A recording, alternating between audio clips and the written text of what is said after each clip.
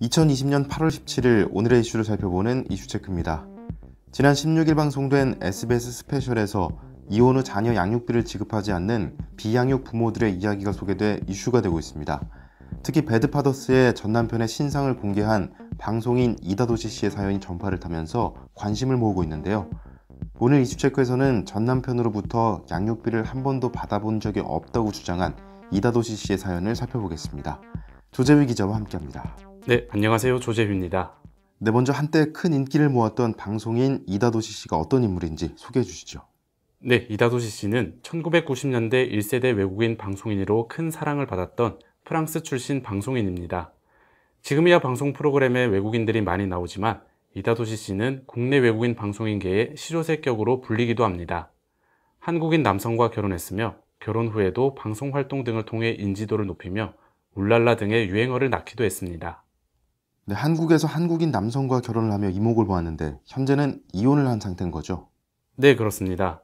지금은 프랑스인 남편과 재혼해 살고 있지만 지난 2010년 한국인 남편과 이혼했습니다. 이혼 당시 두 아들에 대한 양육비로 2012년부터 2013년까지 매월 120만 원, 이후 2017년까지는 매월 140만 원, 2023년 12월 8일까지는 매월 70만 원을 받기로 전 남편과 합의했습니다. 네, 그렇게 양육비에 대해 두 사람이 합의했지만 이다도시 씨는 전 남편으로부터 양육비를 전혀 받지 못했다, 이렇게 주장하고 있습니다. 어떻습니까? 네, 이와 관련해 이다도시 씨는 전 남편으로부터 아무것도 받아본 적 없다고 말했습니다. 방송 인터뷰에서도 처음에는 좀 기다렸지만 여전히 양육비를 지급한 적이 없고 아이들도 한 번도 아빠에게 연락받아본 적이 없다고 전했습니다.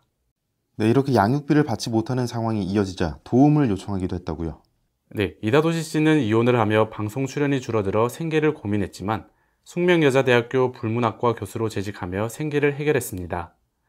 이다도시 씨는 5년 전 양육비 이행관리원이 생겼을 때 곧바로 한국 정부에 도움을 요청하기도 했습니다. 하지만 양육비 지급 이행명령과 감치명령까지 받아냈지만 소용이 없었습니다.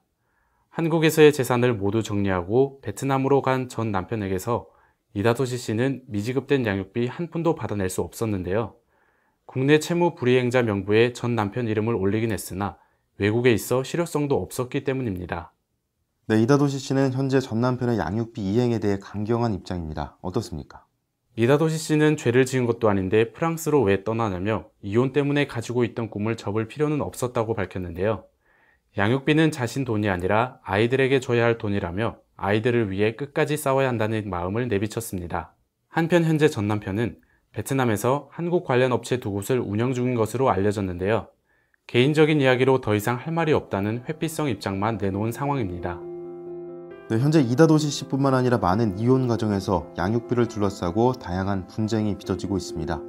이에 대해 일각에서는 우리나라의 양육비 미지급 처벌이 약하다고 지적하는데요. 일례로 프랑스에서는 양육비 미지급 시 2년 금고형 및 15,000유로 벌금형, 그리고 미지급 부모에게서 양육비를 강제 징수하는 등 무거운 처벌이 가해집니다. 국내 이혼 가정의 양육비 문제에 대해 현실적인 고민이 필요한 시점입니다. 이슈체크였습니다.